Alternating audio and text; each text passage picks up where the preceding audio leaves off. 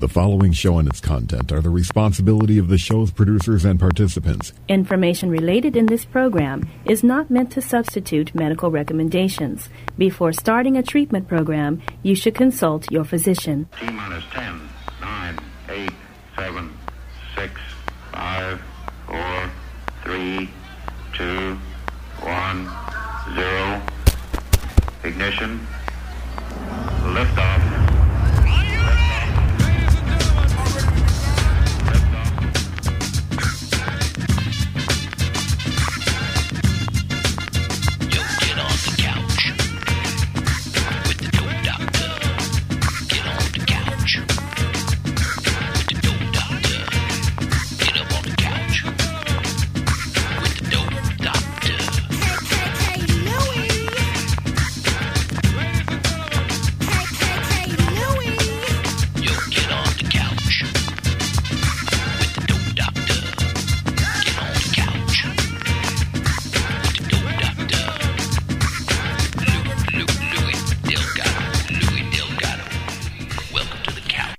All right, welcome to the Couch Live here on WPSN99.com, Rock100DIZ.com, and of course WJHM.com.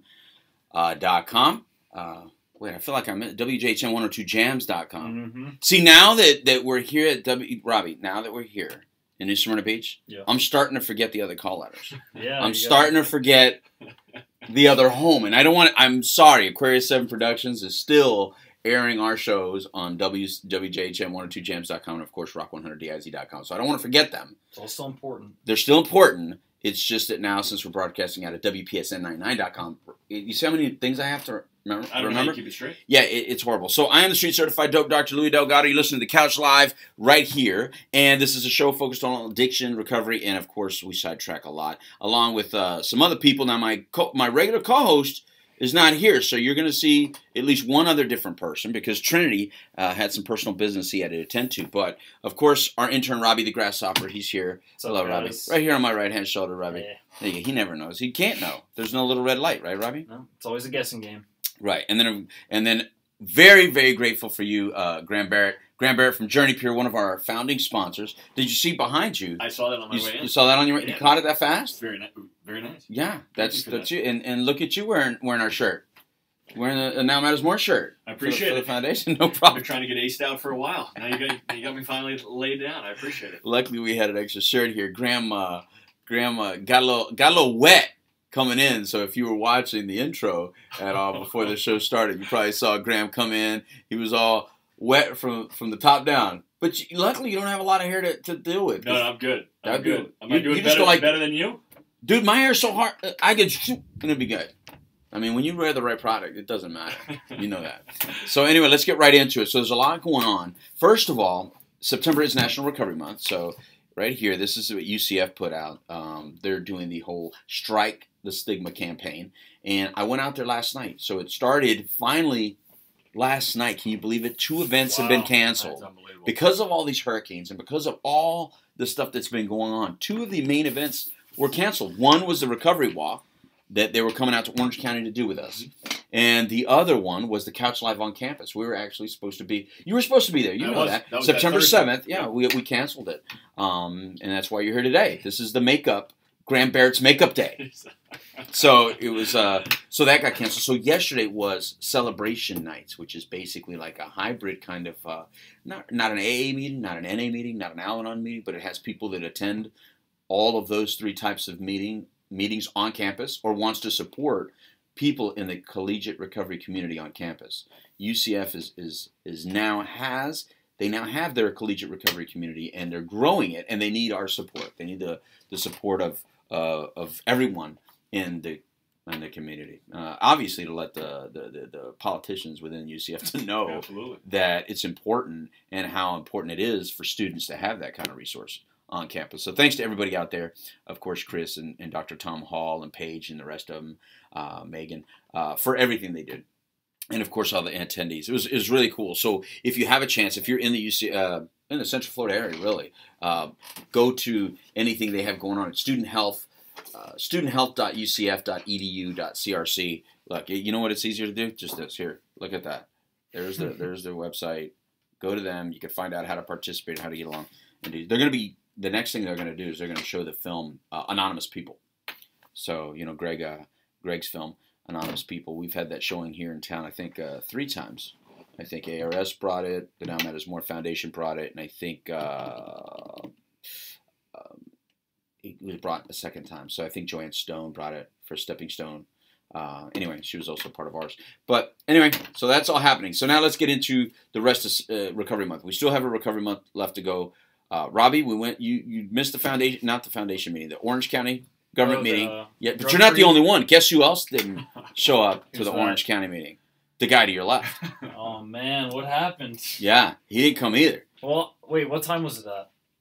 9 a.m. Oh, I've got classes. So you, my friend, have an excuse. Yeah. So it's left to you. I'm trying to remember what was going on yesterday. Well, I'm sure you were busy. I mean, yeah, talking to somebody about JourneyPure. Of course, and whether that's a valid excuse. I mean, oh no, it's valid. It's good because it's good? Yeah, because you still have lots of love in the room today. You made up for it today. Yes. Plus, there was a lot of love in the room for JourneyPure in there because I'm there and there's some other people in there that you know that spoke about you guys. So anyway, so that recovery walk is still going to happen. By the way, that's the news. The news is we have not rescheduled it. It's not been rescheduled, but we're going to look for all dates in October and November. Okay. We're just trying to get something down. Just keep recovery. Oh my God! Turn it into recovery month. It's recovery quarter. Year. It's recovery quarter. Yes. The last quarter of 2017 is just recovery quarter. That's right.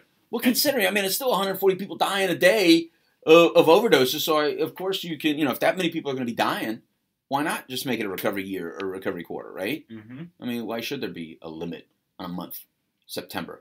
Other people said, oh, well, you get into October, you get into Cancer Awareness Month and other stuff. And it's like, well, addiction still kills more people. Sure.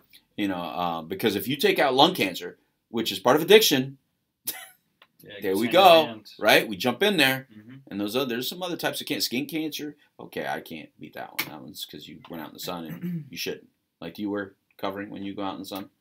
Most days, I do. Yeah, do you? Safety first. I have to, yeah. You have to, I right? get so you have fair skin. Yeah, you're like almost red, right? You're almost like redhead, right? You're like close to that? Are you a redhead? I've been called a ginger, yeah. But you're not. But you're like on the edge of it. Yeah. You're like gingerish. What they call a daywalker, yeah. Somewhere daywalker. like right in between brown hair and red hair. It's like a South Park reference, but yeah.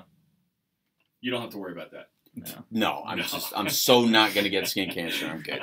All right, so now I probably will. That you said it. Yeah, that's right. So I better not. I'm gonna just shut up. Do you have health insurance? Yeah. Yes, you can go here. I'll help you with your copay. Hey, you heard it here. You heard that here. Anyway, all right, so let's get on with it. So there's a lot of things going on. HB 807. First of all, let's get that out of the way. HB 807, for those of you that don't know, is a new thing signed on by our local government in Florida.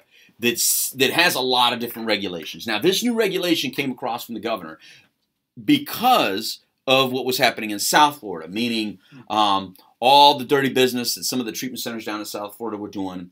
A lot of people felt like the abuse of some of the owners down there, some of the marketing styles that they use, the techniques, the patient brokering, the collusion between treatment centers and labs and what do you call it? Halfway houses and IOPs, that it was all just one big mess. So they put all these regulations down. Now, here's one of the problems. With those regulations came this part of HBO 7 that says every treatment center, now of all levels of licensure, detox, all the way to outpatient, must be accredited by some governing body other than just DCF, meaning CARF accreditation, JCO accreditation. Gotcha. Now, have you ever CARF or JCO? Well, if you're CARF already or JCO already, lucky for you, right? Absolutely. But usually what that means is you're a residential program that can afford to be accredited. Yeah. I've never known a standalone outpatient program that's CARF accredited. Ever. I don't know of one. Can you name one standalone outpatient program, meaning a program that gets about 30 clients, that has about 30 clients on their roster, that's CARF accredited? No, I do not. Not to say that doesn't exist, but if you're saying that you don't know of one, I mean, everybody that I know that is accredited is IOP and above, and if they're an IOP and they have that accreditation, it's because they're an IOP that has housing or something. Right. In other words, that's when it makes sense. Sure. Because it's very costly. For those that don't know, CARF accreditation, any kind of accreditation, is very expensive. Plus, if you don't know, DCF already monitors every program that's DCF licensed. So you have DCF monitoring these outpatient programs. If they are outpatient programs that deals with safety council people, meaning people that get DUIs in our state, then they have the safety council monitoring them, and then now they're going to have to pay another body. So you pay $300 to $500 to this entity, you pay another $300 to this entity. Now you got to pay what, $2,000 to $10,000 to this entity? Sure. How is an outpatient program? So the cost of, I think the theory of doing it is in the right place, and because of the abuse, correct. Naturally, it could only slide for so long, and then eventually Tallahassee was going to come get involved. Right. But now what you're essentially saying is not only the cost of doing business and helping people has gone up, right, but you're going to have people, whether it's DCF or whether it's any other governing body, coming in and basically looking at your business correct. On a continual basis, taking you away from what it is that you're normally doing. So that's just another headache. Right. But the theory is, the idea of doing it is, it's in the vested interest of the patients. Maybe. I would like to say yes. Okay. I would like to say yes. However, to try and clean up maybe things have been so lackadaisical that the reason I say I would like to say yes is because one of the things that comes to mind is insurance companies like you to be accredited. Well, a lot of outpatient programs don't accept insurance. They exist on self-pay. So they don't really require another oversight, because now, in addition to that oversight, is the insurance company's oversight and the ability to come back and claw back money back. Now, again, that makes sense if you're an IOP and above. If you're an intensive outpatient program, a PHP program, you have housing, you're a residential program, you're a detox program, all that makes sense because of the way you operate. You tend to bill insurance, whether you're in network or out of network. However, a regular outpatient provider does not tend to bill insurance. So you don't have that regulating body on top of you. Plus, they can't tell you how to do your business. And we do know that insurance companies like to dictate how many days you should be approved for, if you're even approved for that level of care. For instance, if I tried to send somebody to JourneyPure right now, that has been sober for 2 weeks, let's say they've been incarcerated for 2 weeks. So they really don't have a recovery program, but technically, since they were incarcerated, they've been sober for 2 weeks. That's a little bit more difficult to get that person's approval through the process of an insurance company, correct? For residential care, for that level of care. We dealt with this recently with the referral. That's why I kind of brought it up. That we were working on, because someone that we were trying to help out, who was out of state, wasn't going to come to our facility, but you had called me asking for some direction and help. She had been incarcerated for a couple weeks, I think. Yeah. And she didn't meet criteria. She didn't meet medical criteria. Right. Well, and so there was other ways that it had to be done. But the point is, Robbie, and you're new to this business, but you're that intern. You're learning about this. Right. You know a lot about the disease of addiction, but unfortunately, there's a business attached to this. Yeah. Which makes it sometimes difficult to help somebody who's still struggling. Robbie, you know a lot of people in recovery. Yeah. Imagine just having 2 weeks clean. Does that make you ready for the outside world? I'm ready. Mr. Recovery. Right? Yeah. And so can you imagine an insurance company that you've paid money to for who knows how many years? You haven't used them for this particular issue. And now you go to them and you say, listen, I need help. I need rehab. I need treatment. My brain is not feeling right now. I'm not feeling good. Luckily, you don't have to pay for my detox. Jail took care of that. But I need to go to rehab. And your insurance company says, no, you don't need criteria. Because you've been sober for 2 weeks, they say no. Correct. So is that when the detoxes will tell you to go use or something and then come back, or you see? Okay, so now you hit on one of the things that they're trying to be concerned about with this HBO to 7, because not only now that makes sense. It's a horrible thing to want to say. You don't ever want to say that to a client, and we all cringe when we do it. But I'm not going to say I haven't asked questions that found where. Okay, see that what you just said right there? Just remember that. You just said that you'd been drinking. Okay, now you in your head are thinking, no, I'm a drug addict. I'm not an alcoholic. Right. You said that. You think that. However, you're saying you're drinking every day, all day long, because you don't want to do heroin. Yeah. The drinking is now becomes the issue of how you get. It's crazy how that happens, Robbie. That all of a sudden now it's the drinking that gets you into rehab. When you just can't say to a treatment to your insurance company, do you not understand? I'm an addict and I need help. You just can't say that. But yes, down in South Florida, what was happening, and probably other parts of the United States, people were feeding people dope.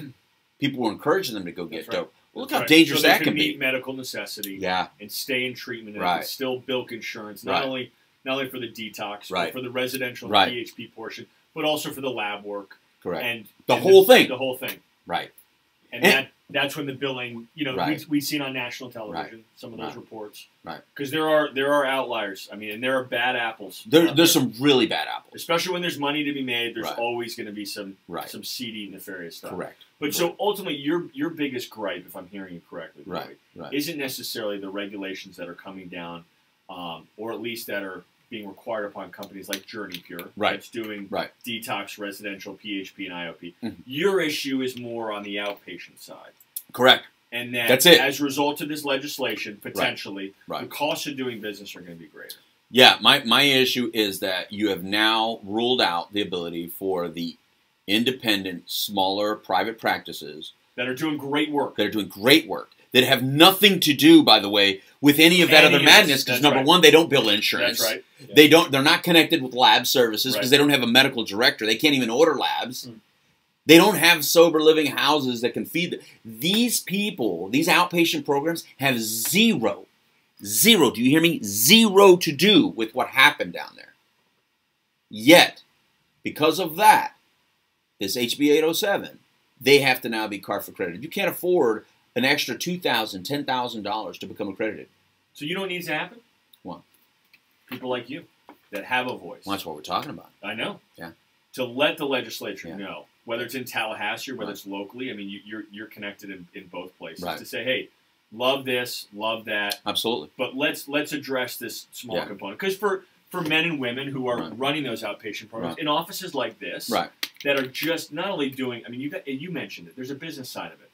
They have to keep their lights on. They have to pay their mortgage. Absolutely. They need to fill up their cars. Absolutely. They've got kids that have to go to school. I mean, they have the cost of living. Mm-hmm. But let's not pinch those people. Right. Let's keep a greater regulation on the JourneyPures or the ARSs of the world, the American Addiction Centers, and make sure that they're fully complying. And let's not worry about this because the money's not there. Right. So the bad stuff's not happening down there at the outpatient level. It's interesting. Well, that's the thing. If you're not billing insurance, you're not part of the whole game that we're talking about. That's right. The problem was that you had treatment centers buying people insurance coverages. The problem is that you had sober living facilities getting kickbacks from treatment centers, forcing their people in their sober living facility to come to their IOP or their treatment center. Mm-hmm. The problem is you had treatment centers asking labs to give them a kickback on their urines, or else they wouldn't give their urine to that lab. That, my friend, was the problem. It wasn't an outpatient provider that's treating somebody for a first-time DUI, doing 12 groups total, And understand too, though, Louis, this is not exclusive to, and I'm not excusing it or giving it a pass. This is not exclusive to the treatment space. I mean, you read on a regular basis, whether locally or federally, of Medicare fraud. Right. Doctors, institutions, laboratories that are, they see some money and they're bilking things and doing things wrong. Now, that both of those need to be addressed. And I'm with you 100%. And it's people like yourself and you giving your, affiliation with the University of Central Florida. And Rollins. Excuse me, Rollins. Yeah. This is UCF. Sorry. He's Rollins. Things right here. Go Tars. Yep. There you go. But just getting the voice out and letting it be known to people. Correct. So that's correct. Well, and that's why we had to bring it up and talk about it. Where would you draw the line? Like you're saying, IOPs that don't bill insurance, like that, they're free to go, but like all these big residential places with 60+. That might be the line, Robbie. I think you might be hitting on it. The actual line might be if you do not bill insurance and you're a private pay facility, maybe you don't qualify because then it kind of excludes you from some of the malpractice stuff that we're talking about. Yeah. To be honest with you. However, I don't think that they'll go for that kind of line. I think more they'll go with a line of different level of care. Okay. In other words, detox versus IOP. Correct. I think that it'll go down from detox to IOP with housing or something like that, and then I think they just have to address people that are doing outpatient, or because this even applies to aftercare programs. So the aftercare license is involved in this. Every license that DCF does. Now, mind you, because of the new regulations, HB 807, DCF now has to do more regulation. We've already, as treatment providers, have been paying DCF to monitor us. Paying them. That price is going up. Now, why would the price go up? What's changing with how you're looking over a treatment center? Weren't you already monitoring these treatment centers? As a matter of fact, now you just said another governing body is going to monitor them also. Why would the price go up at the state level? That's my point. It's like everybody's got their hands in the pockets based on the criminals. Guess what? Here's the problem. Criminals know their ways all around whatever you figure out. It's the good people, the good mom and pops, that are going to back out. And so now people are going to have to either go to the state-funded facilities. It's the Aspires of the world that are going to get all the business. The managing entities, I should say. Sure. Not to just pick on Aspire. No, but it's the managing entities. Their funding has also been cut out of. So now you brought up the second issue. The second issue, Robbie, you may not know this. The funding. So here, Governor gets on there. Governor Scott says, declare it an emergency. We get $54 million. Right? Something like that. I think it was $54 million. Yeah, that was statewide? Yeah. Now, here's the issue. Federal cuts. So now there's a cut in funding. So as we get this money for this epidemic, you have cuts that have now cut the managing entity. Yeah, I think Aspire, so you have for instance, sober living facilities that are now not able to pay. People aren't able to pay. You have the Aspires of the world that are now cutting programs and not able to treat people. So how does that make sense that we just put money from one basket, but now is it because of that? Is it because that the governor just said, here's this extra money that now you go, oh, well, then let's take it away from here? I mean, what is it that you've been hearing? And I'm not trying to put you in a controversial. No, that's okay. No, but it's just what little I know, because when I get a call from in Orange County, for instance, from someone, Medicare is handled on the federal level, right? And Medicaid is mostly for the indigent population, locally. That maybe I think if your income is less than $11,900, you qualify for Medicaid services. Okay, I may have that. I believe that's correct. Pushing that aside for a moment, you send them. Where can they go? In Orange County, I tell them to call Aspire, because Aspire has I think they have 40 or 50 programs. They're contracted with Orange County, and I don't mean to do them a disservice, because I don't work for them. But at the same time, they have a certain number of beds. They have a certain number of people that can help. 10. Is that what it is? 10 detox beds. Yeah. Okay. And I think that the detox beds, when you cut funding, not only do you cut those detox beds, but you also cut the staff that is there to help people. Correct. And so I know that they're getting pinched as well.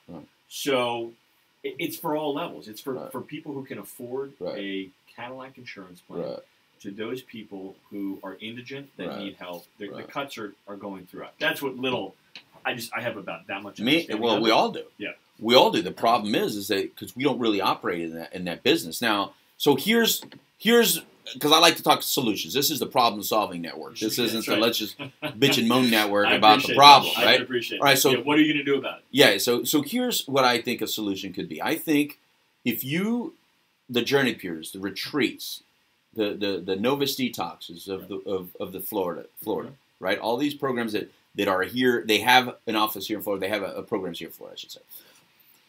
If you gather them together and say, here's how many beds we have, the ARSs. You put all those beds, now you have over 100 and something detox beds. And you go to them and say, listen, at any given moment, 15% of those beds are empty. We are willing for this amount of money. In other words, we're not going to lose money, but this is our break-even point per bed.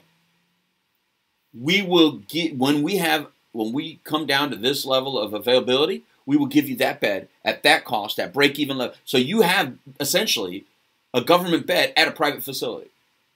Why not?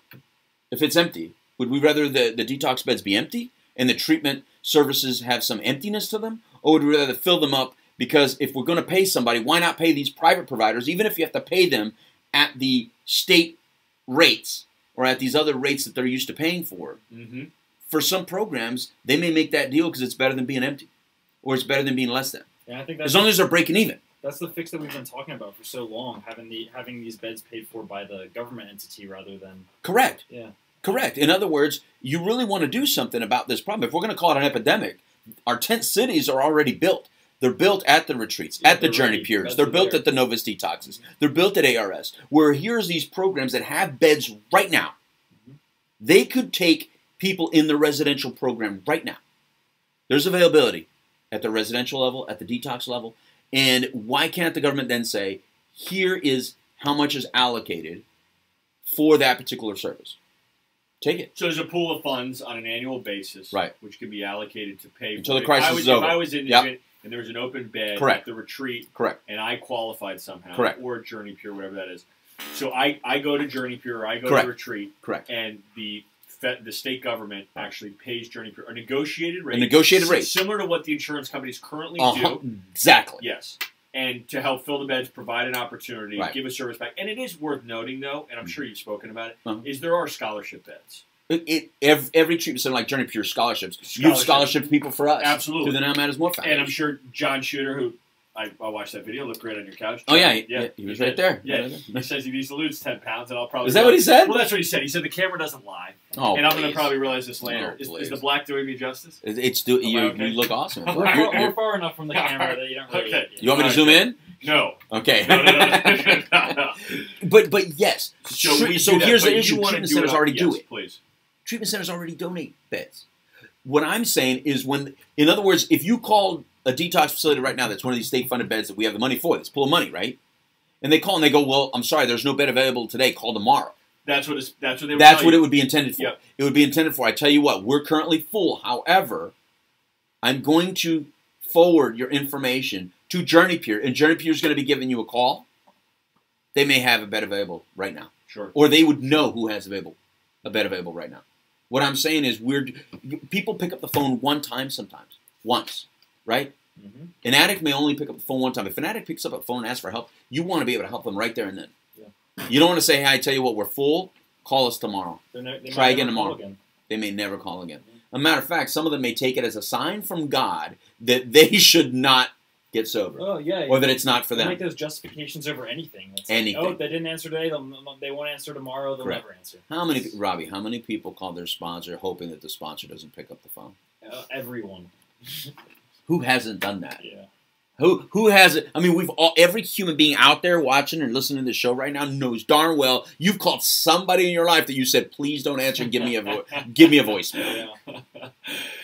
Yes. It happened today, there are apps that you can. Did you know this? No, I didn't. Don't. I don't know. I don't want to know. No. I don't want to know. That can send you straight to voicemail. No, I don't need any more tricks. Yeah.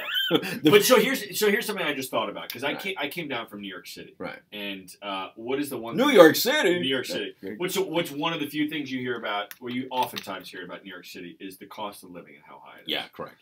So here's what is done on the apartment side of things, which is interesting. And the light bulb went off in my head, and I'm just spitballing. I haven't thought much about this. Is when a developer builds a residential tower, with apartments inside of it. Right. They can get tax breaks if they build a certain number of apartments for lower income people. And they have to, and they work with the city in terms of what that studio rate is going to be per month, what that one bedroom rate is going to be, 2 bedroom. Now, and I think, and please, I've never worked in the real estate side of things, but I believe that there are kickbacks. And when I say kickbacks, I think probably tax breaks on an annual basis. So you mean kickbacks in a good way? In a good way. Yeah. I love kickbacks in a good way. Yes. To where maybe they pay less property tax per year, to be able to provide a certain service to someone who otherwise couldn't afford to be in a building. Right. Similar to what you're saying about this. Right. For someone who normally couldn't afford to or doesn't have the insurance or the ability to come to a JourneyPure or any other treatment center for that matter, be able to funnel them in and give them a great level of care. Because probably sounds the reality fantastic. If I speak on the personal basis, that sounds fantastic. Why am I sober today? Because I got lucky. Right. I had a family that could afford an insurance plan, and for a lot of people, that is, and if I had kept using, family wouldn't have been there, insurance wouldn't have been there, and I easily would have been on the street. I'm only a couple steps away from that. Correct. I was only a couple steps away from incarceration. I was only a couple steps away from tent cities, sleeping there. Right. But I got lucky. I was one of the lucky ones, and there's always the outliers. So I feel the same. So what you're saying is let's try and help those people. Correct. And that is there's There's some amazingness. I guess what I'm really, what I'm saying, point blank, is just don't call it an epidemic and crisis and a state of emergency if you're not going to behave in an emergency manner. All I've seen is heavier regulation on how to treat people. That's not addressing that problem of the epidemic. That's addressing the abuse of the system. In other words, that's insurance companies and their lobbyists winning. Insurance companies were the ones really hurt by this, other than the client. But it wasn't. This decision wasn't made because clients got together and complained. But they got together. I'm sorry. No, please. I'm just saying the reason this was done is because insurance companies have a lot of money, and they're the ones that went to government and complained. This wasn't a humanitarian effort, because if it was humanitarian, it would have included a lot of different things, and it would have been a different kind of discussion on how these regulations would have came to be. It wouldn't have been on the insurance benefit side. You know what I mean? They're the ones that benefit from people being CARF accredited or JACO accredited, because you know why? You know what kind of programs are typically CARF accredited or JACO accredited? In-network facilities. What is the difference between what an insurance company pays to an in-network facility as opposed to an out-of-network facility? Millions and millions and millions of dollars, right? JourneyPure has in-network beds and out-of-network beds. I guarantee you that the price per bed, and not just your facility, anyone else's, but the price per bed on an out-of-network is most often paid more than an in-network bed. So that is why a lot of facilities are not out-of-network. What insurance companies will tell you is because those facilities want to do it their way and they don't want regulation. No, they don't want to be told by an insurance company, a person that comes in that is having a disastrous lifestyle right now and is so upside down in their life, requires more than the 7 days the insurance company said they should have for inpatient. You put them inpatient, all of a sudden the insurance company says, oh, they had a great day? I tell you what, he can now be dropped down to the PHP level of service. We're no longer going to pay at the residential level. This is what happens behind the scenes at every treatment center. They're beholden to doing that. They have to. They have to do it to keep the contract. Sure. So now the treatment center looks bad. Or the treatment center goes outside of their contract and keeps the person anyway, which puts them at risk of losing a contract with an insurance company. So there's all kinds of little things that the insurance company and treatment industry have been involved in anyway. And like you said, which I'm glad you brought up, physicians have been fighting this the entire time, which is why sometimes people are diagnosed with things that they really don't have in order to get something paid for. It's been happening since the beginning of insurance and practitioner time. Yeah. And that's why if you go to a federal prison, how many physicians are in a federal prison? Tons. Or in the Bureau of Prisons probationary field office. Why? Because there's so many physicians of fraud. Medicaid fraud is huge, or Medicare fraud, and because it's so easy to feel like you're doing the right thing for your client, and it's because it's not just black and white. It goes from the person who's just doing it a little bit different, like we talked about, the person that might be that drinks on the plane to go to detox because they know if they don't have alcohol in their system when they show up to detox, they're not going to be allowed to be in detox. So the guy that's sitting right next to him, the interventionist that's sitting right next to him, buys them a drink. It goes anywhere from that little gray area all the way to the real dark area of somebody billing for services they never provided.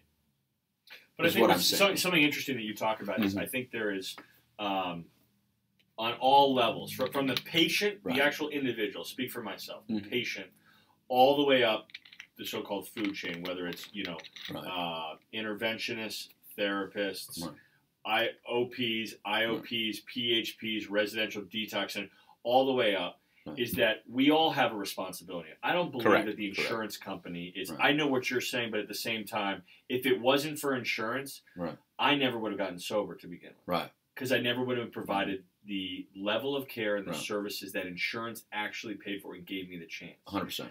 Now, what I think is important for me to realize, and I'm not speaking for the industry as a whole, but more for myself, is what is my responsibility? What do I need to do? Right. And what I needed to do, and I did it for a while on a personal level, and then I failed. It was not failed, but I stepped back and I went and drank again, was I need to take some ownership in my sobriety. Right. So when these treatment centers do a great job, insurance provides it, all these things, then I come home, I also have to share some of that responsibility. Right. Insurance shares some of that responsibility. Good treatment centers, bad treatment centers. Myself, what do I need to do? I need to get to a meeting. You talked about it. I need to get a sponsor. I need to do what I need to do to stay sober. 100%. 100%. So And I'm glad because let's talk about the problem. Let's talk about the solution. Right. So there's bad stuff that happens at the insurance level. There's darn good stuff, and there's bad stuff that happens on the individual patient side. Guys just expecting to go to treatment and stay sober. What are the numbers there, Louie? They're horrible. Or some people abusing, 20%? Or some people abusing their insurance plans, and this is the problem on that side. Here's where I have to feel sorry for the insurance companies, the people that abuse their great insurance plans and go to and are just bouncing from rehab to rehab because they don't want to go back home to Ohio. Sure, you talk to them on the phone.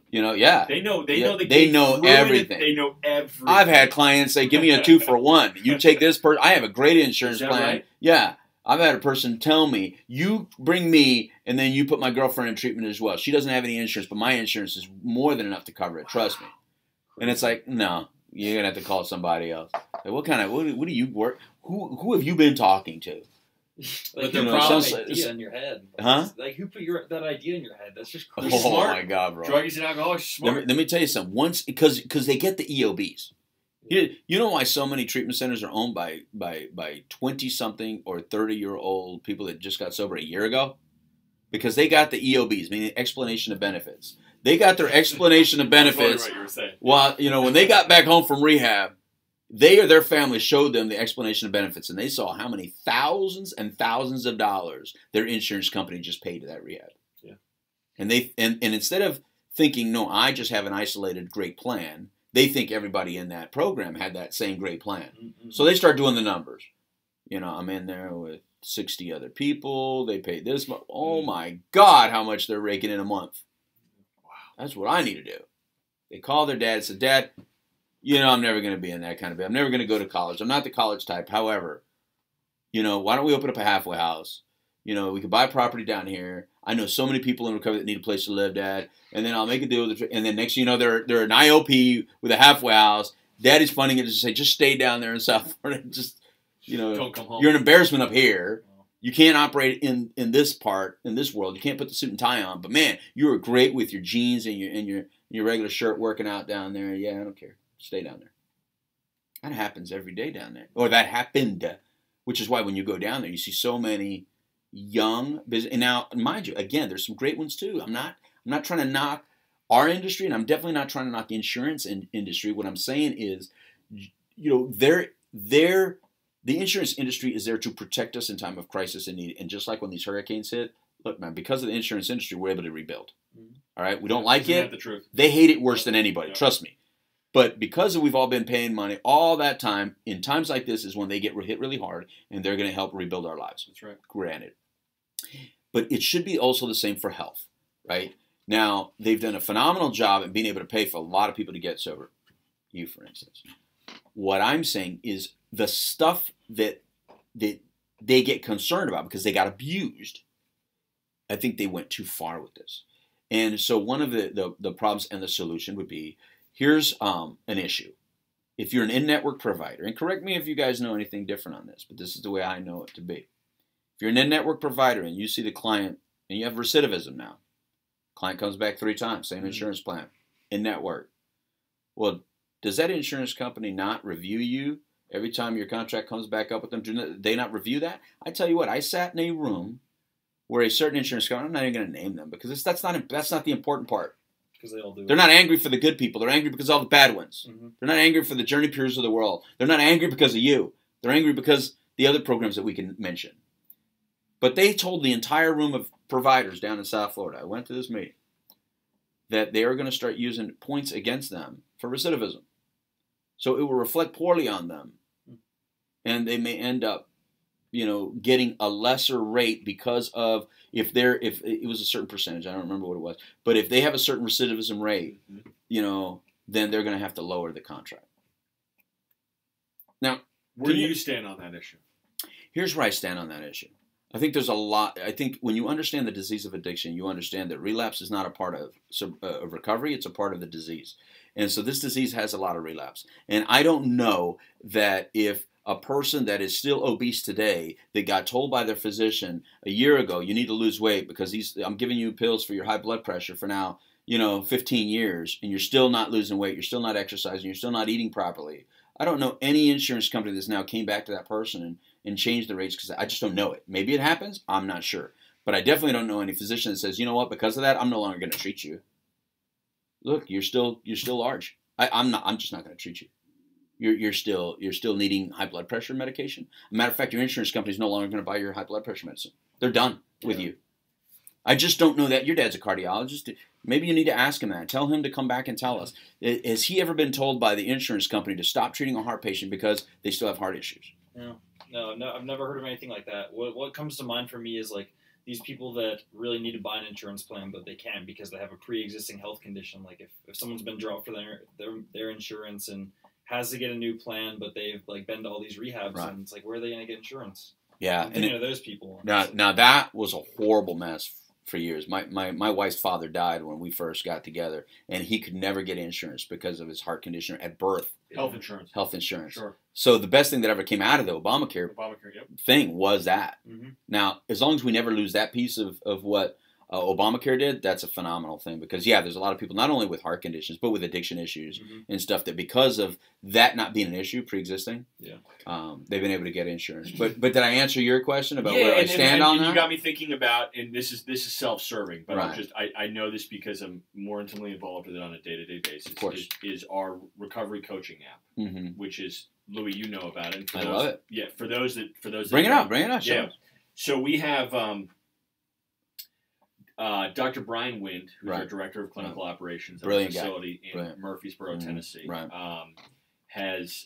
He's on the teaching staff at Vanderbilt University, and we created an app which is basically, here's what happens.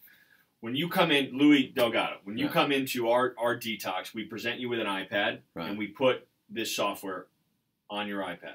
And you have your own username and password, and it's basically it's a diary. What it is here, you've got your recovery diary in terms of how your day went. You go down to you can do a self-assessment. Here, let's trade seats. Sit right here while you explain it. Can you show it to that camera? Yeah. Come on, switch seats. Go ahead. And this is relevant to.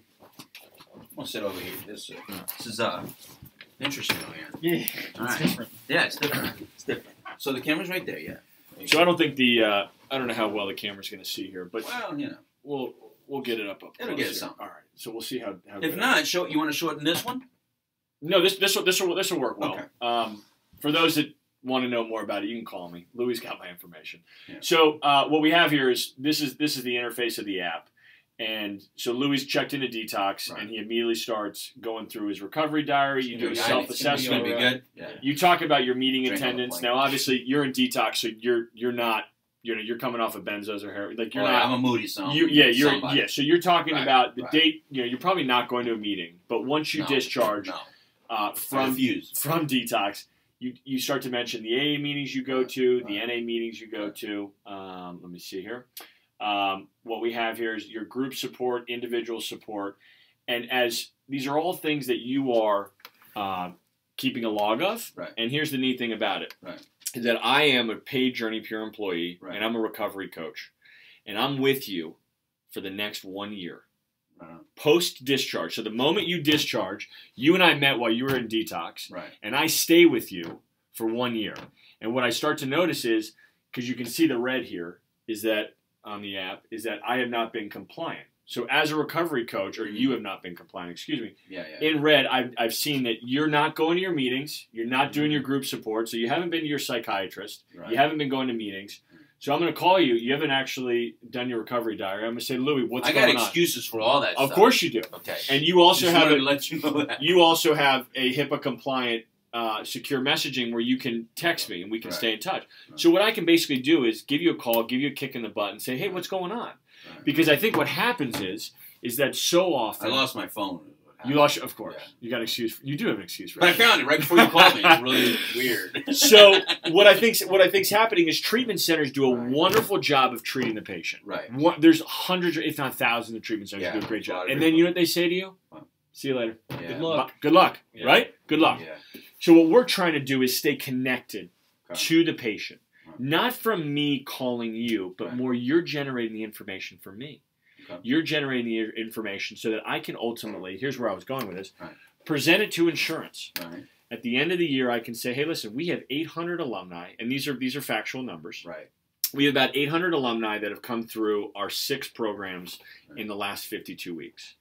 Of those, 93% of people have stayed compliant with the app. Wow. So they're using the app. Wow. Now, my whole thing is, if I'm negotiating tool plus great for the patient. So if I'm smoking crack or I'm banging dope, what are the chances I'm jumping on JourneyPure Recovery Coach to let you know how I'm doing? Right. Yeah. Probably like 0. Yeah. Then we're also let's switch. So keep going. Yeah. So then what we're doing is we're also finding out that of those 93%, 60 after 1 year, 60% of our alumni. Now understand you probably have a 10% standard deviation one way or the other. Speaking your language. Yeah. You a math guy? Oh, I'm a science guy. You're a science. Okay, even better. Yeah, so he knows. He's a scientist, so this will be great for him. Yeah. So we're finding about 60% of our alumni have shown no signs of a relapse after 1 year. Mm-hmm. That's better than any number that you've ever heard for anyone standing sober after that's rehab. phenomenal. Yeah. I mean, I think industry average is maybe 20%. Yeah, it's a lot worse than the websites that say we have an 80% success rate, 90%. That's so ridiculous. You know this. The best numbers are typically out of professionals program. Airplane pilots, correct. Doctors, now those are high numbers. Those are like 80%. Yeah, those are real high. Because they have a monitoring program. Yeah, there's the accountability is insane. Your dad. How many years did your dad go to school to become a cardiologist? Like 7. So you bet your bottom dollar he's going to do everything he can to maintain his license. Right. So we're getting close to that. Mm-hmm. Now, does that mean that I think with JourneyPure we're doing that much a better job of treatment? I don't think necessarily. I believe we're doing a darn good job. Right. But what we're doing is we're not saying goodbye to the patient after 30 days. Mm-hmm. So I'm sorry for being long-winded, but where I'm going with this, Louis, is that you talked about insurance companies basically saying your recidivance rate has been Louis come back to your facility 3 times, so we're not going to pay you as much. Right. What about the flip side of it? What about the fact that JourneyPure, that we are finding tremendous success? So as a prevention method, we're trying to basically reduce the chance of people going back into treatment. Right. Should that be looked at differently? Because they're doing that in Europe. Yeah. With their healthcare system. Yeah. Prevention. Yeah. If I'm a cardiologist, I'll pay you more. I should be able to pay you more. I'll pay his father as a cardiologist more money for Graham not coming back because of his heart condition. Treat him. Wow. Take care of him so he doesn't have to come back.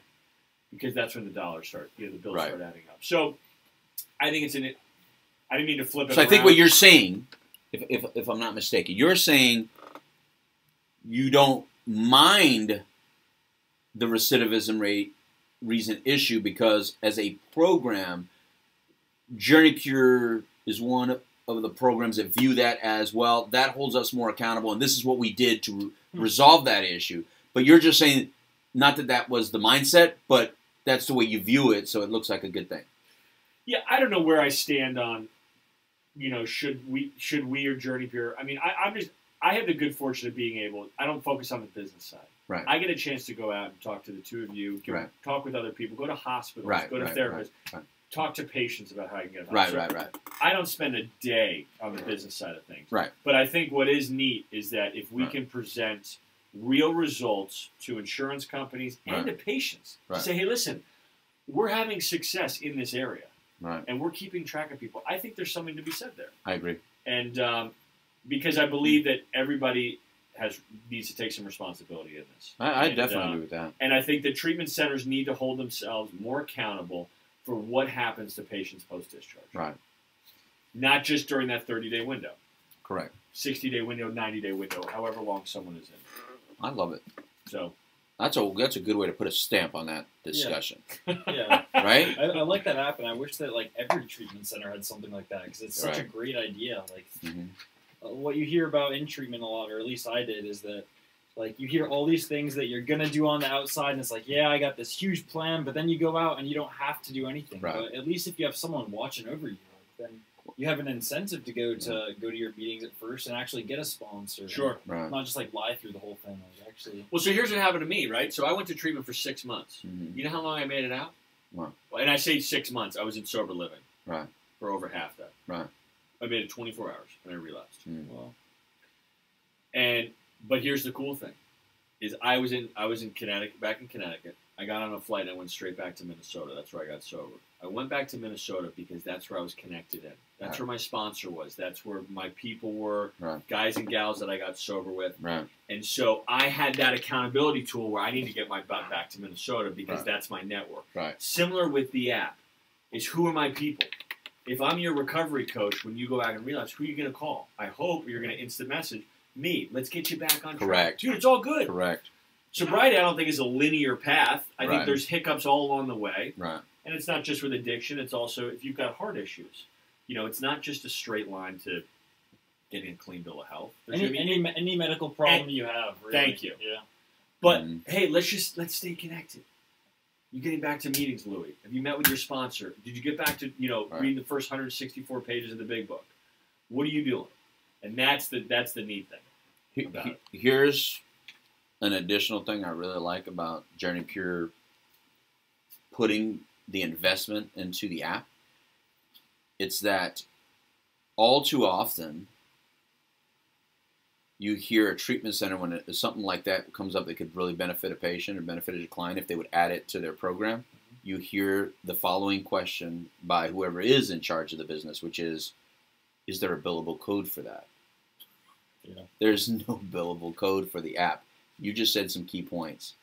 We do it for the benefit of the client, to hold them accountable and to keep track of them and help them through their recovery.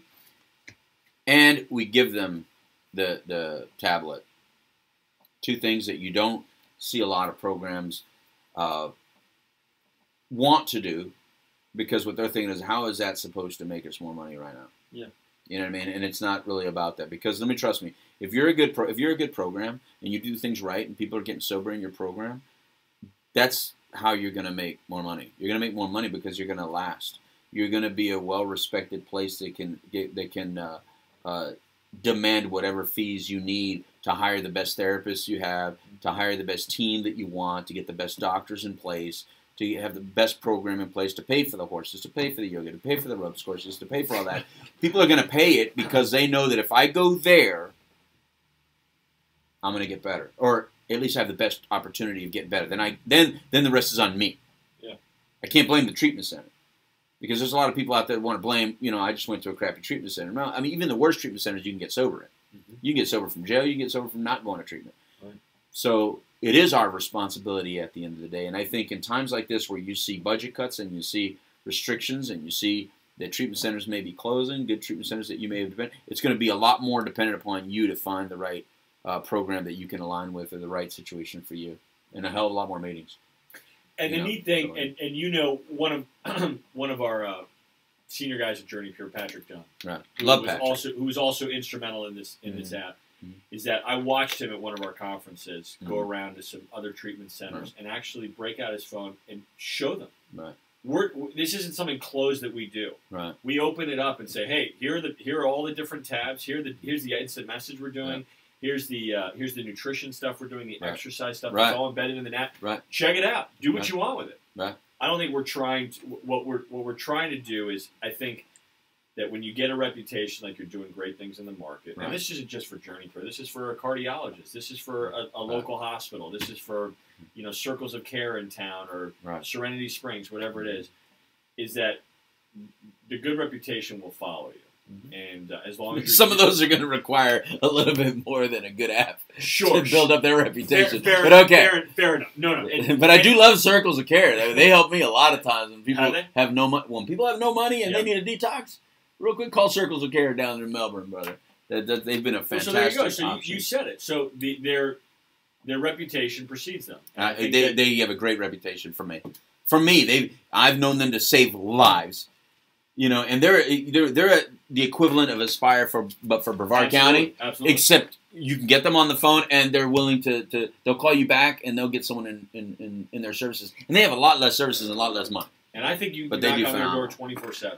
All the time, man. It's 3 o'clock in the morning, you can knock on their door. I've loved them. And as long as they have a bed, they will admit you. I do. Yeah. Must admit. All right, so we have to move on. Thank you for that. I appreciate that. Yeah. There was one thing that I did want to talk about before we close up, and we're like right at the end. So there was that. What was that one thing that? Oh, you're talking about CVS. CVS. So let's at least bring that up, because I think that's important knowledge. Yeah. On the preventative side that we're talking about too, I think. And I don't know why this all of a sudden got blurry. This camera, people that are watching it, This camera just got tired of looking at us. I don't know what happened. I don't know. It's like I just want to like rub it or something. Oh, now I moved it, so that's not going to work. So anyway, go ahead. But anyways, yeah, CVS is going to stop dispensing such huge quantities of opiates to people that are filling their prescriptions, basically. Mm-hmm. And for those who are getting like really strong opiates, like say like a fentanyl patch or something like that, they're just gonna have to go to Walgreens a lot more, and they're not going to be given a bulk amount.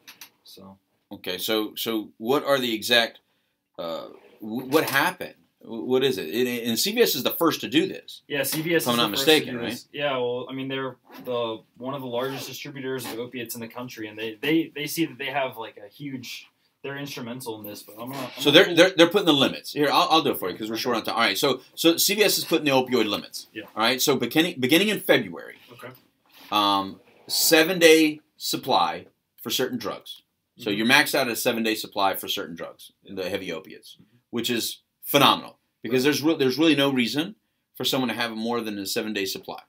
No. That is where all the problems come into play. That's going to lower abuse by a lot. That's going to lower a ton because so many people, especially all the people that don't. In other words, all the people that get their opiates stolen from them in their home, it's because they're not opiate users and they keep it because they spend a bunch of money on 30 pills. So it's hard to throw the 30 pills away. Right. So they keep it. And they become a target for somebody that wants to steal their opiates. Exactly. So 7-day supply is going to do a great deal. Talk to patients about addiction risk. Mm-hmm. Now, hey, conversation needs to happen. I mean, we always hear people say, well, I've never heard that, or my physician never said that. Well, I think it's important that if your physician doesn't do it, okay, we as a pharmacy are going to do it. So CVS saying that they are going to talk to the patient about addiction risk, I believe them because I've gone to the pharmacist and the pharmacists are opinionated and will give you advice. I've gone there many times. I don't know if you've ever asked a pharmacist a question about either a medication you're getting or a product on their shelves, but I have. Mm-hmm. And they were very informative and very, very eager to put their stuff down for a second and educate. So I really like that. I believe them when they say they're going to talk to their patients about the risk. Limit daily dosages. I think that's phenomenal. So if they see that a daily dosage is a little bit outrageous, they're going to be calling that doctor up or telling you, we aren't going to fill this. If you're on 350 milligrams of oxy a day, they're going to say no. Right. That's good. Yeah. Weird. Now, I could see a problem with that particular one as far as a physician then getting upset and saying, well, you're not the doctor. This is the kind of pain. And I get that. And so I'm sure that one right there is going to cause maybe some issue or more question than the others. But just like the 7-day supply might cause issue for somebody in rural areas. That says, I live in a rural area, or I can't get to the doctor every week. That becomes a transportation issue. Well, they just want to CVS. Right. Yeah, but other people are going to follow. Yeah. And this is a great thing. CVS does this, and then how can Walgreens not do it? Yeah. How can other places not do it? And then the last one was use immediate release drugs first. What was the last one? Use immediate immediate release drugs first. In other words, not the delayed release. Sure. Because of obviously, if you cut those in half, we saw. I lost an accountant that way that used oxycodone in the early days. He was on oxycodone. Yeah, the extended release, and he cut it in half and took it instead of take. He was told on the phone, to don't do that. Because he had told me before this happened. So when it happened, I knew exactly what happened because he had told me. Oh, they told me not to do that, but I didn't listen. I cut it in half, and I said, "You can't do that."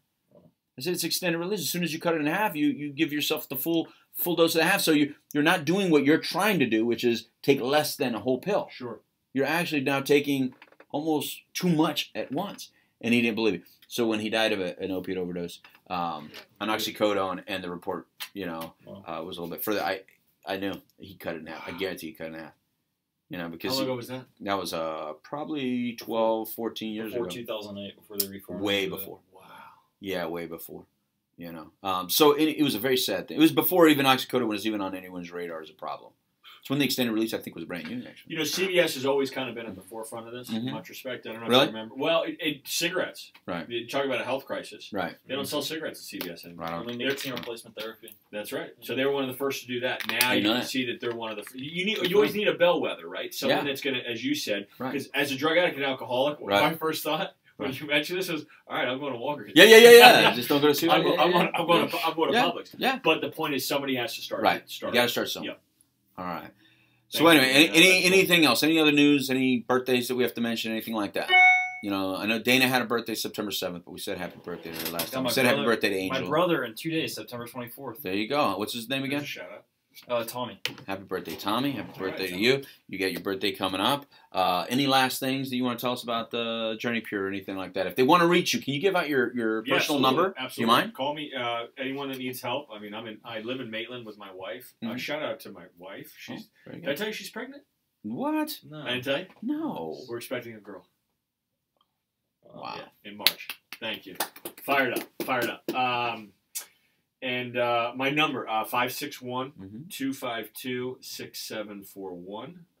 Or you can always email me at gbarrett, it's G as in Graham, BARRETT, at JourneyPure.com. Right. And thank you both. This is Oh, got the Barretts. I've heard enough about it. Got both Barretts here. This is awesome. Are you a Barrett too? Yeah, BARRETT. I think I texted you guys that before. I asked you if you knew the other Barrett.